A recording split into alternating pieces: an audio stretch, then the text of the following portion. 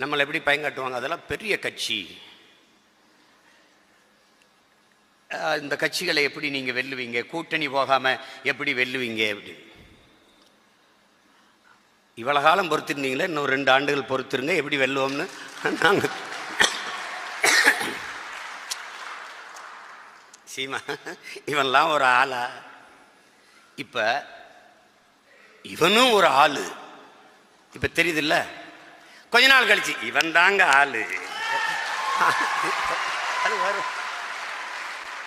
எங்கள் கனவு one of the party அல்ல, நம்பர் 1 பார்ட்டி. அதான் எங்க கனவு. சும்மா கூட்டணி வை கீட்டணி வை. எங்கள் தாய்ப்புலி செந்தமிழன் சீமான் உங்களோடு.